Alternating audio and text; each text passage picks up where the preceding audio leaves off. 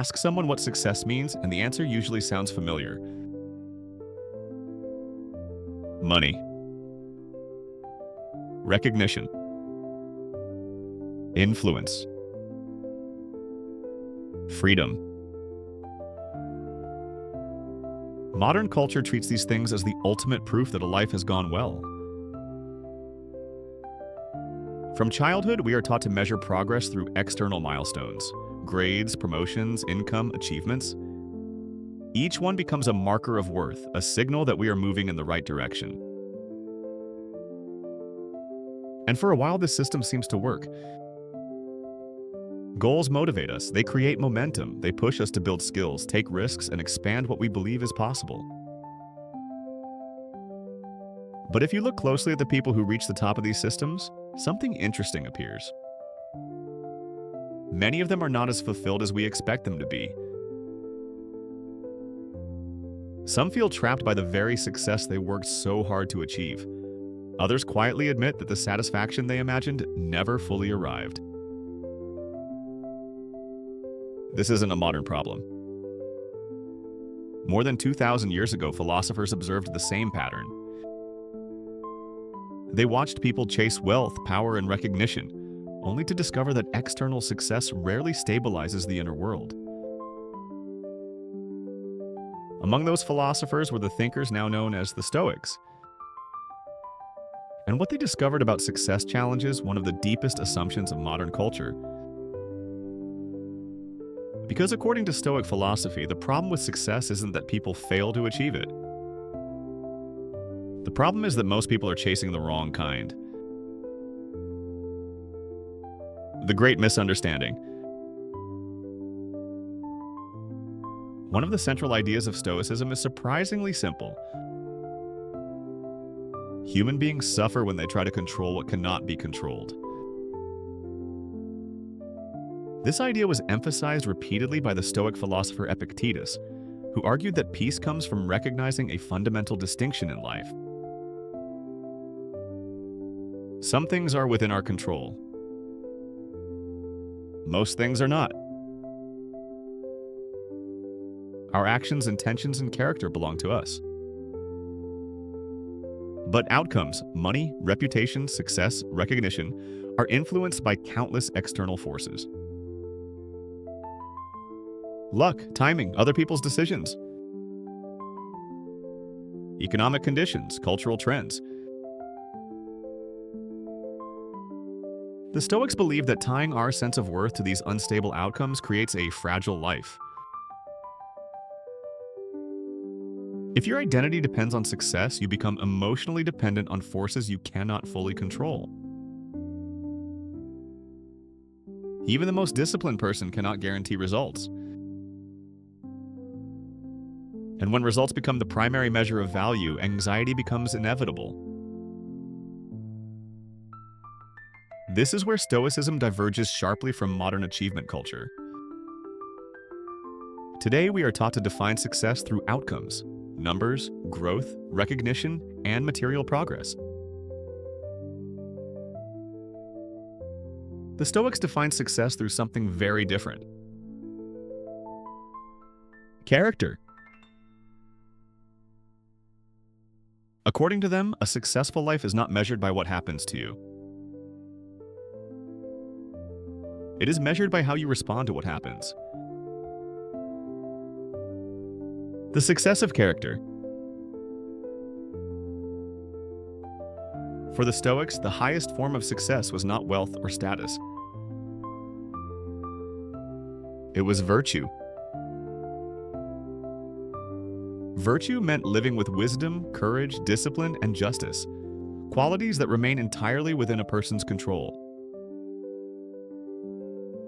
The Roman emperor and Stoic thinker Marcus Aurelius wrote about this constantly in his personal reflections.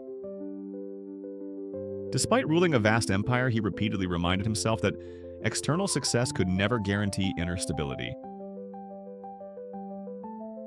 Power, wealth, and reputation were temporary conditions. Character was the only true possession. Another Stoic philosopher, Seneca, expressed this idea even more bluntly. He argued that people spend their lives accumulating things they hope will make them secure, while ignoring the only thing that actually provides security: the quality of their mind. In other words, Stoicism does not reject ambition. It simply refuses to treat external success as the ultimate goal. A Stoic might pursue wealth, build businesses, lead institutions, or contribute to society. But those outcomes are viewed as preferred possibilities, not measures of personal worth. The real measure of success remains internal. How clearly you think, how courageously you act, how well you maintain integrity when circumstances become difficult. From this perspective, success stops being a fragile external scoreboard. It becomes a stable internal standard. Why this philosophy feels radical today? At first glance, Stoic philosophy might seem calm and obvious. But in the context of modern culture, its message is surprisingly radical. Today, nearly every system around us encourages external comparison. Social media metrics measure popularity. Career systems measure productivity. Financial systems measure accumulation. Each of these signals subtly reinforces the same idea: your worth is tied to visible outcomes. And because outcomes are always relative, the comparison never ends. Someone will always have more.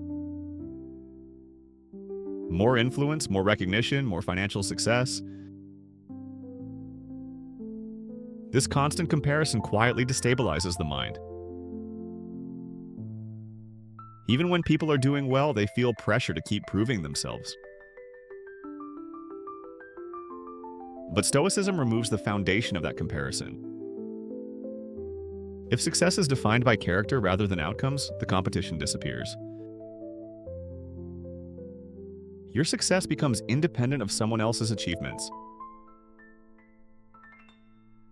It becomes something you practice internally, moment by moment. You can still pursue excellence, build meaningful work, and improve your circumstances. But your peace no longer depends on whether those efforts produce a particular result. And that single shift changes the entire experience of ambition. Instead of chasing success in order to feel worthy, you act with excellence because it reflects who you are. The quiet power of Stoic success.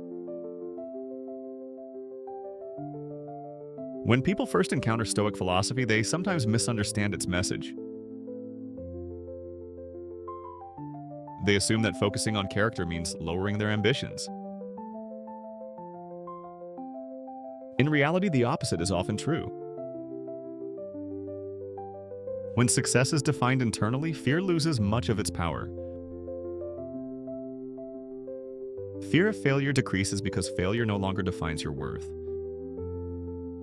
Fear of judgment decreases because reputation is no longer the ultimate measure of value. Fear of uncertainty decreases because uncertainty is expected rather than resisted. This creates a strange but powerful freedom. You can pursue difficult goals without becoming psychologically dependent on them. You can build wealth without believing that wealth determines your identity. You can contribute to the world without needing constant validation in return. In other words, Stoicism does not eliminate ambition. It stabilizes it. And when ambition becomes stable, something remarkable happens. The mind becomes quieter.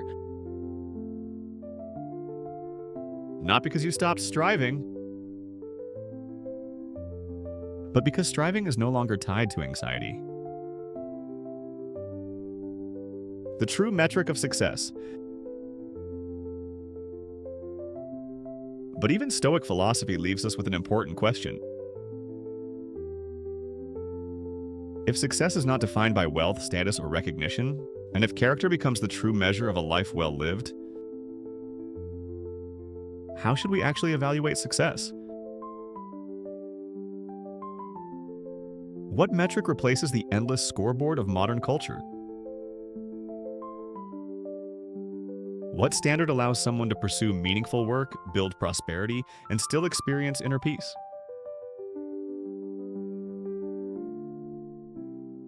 In the next video, we explore a powerful idea that brings this entire discussion together. A definition of success that ancient philosophers understood deeply, but modern society rarely discusses. A single metric that quietly determines whether ambition creates anxiety or freedom.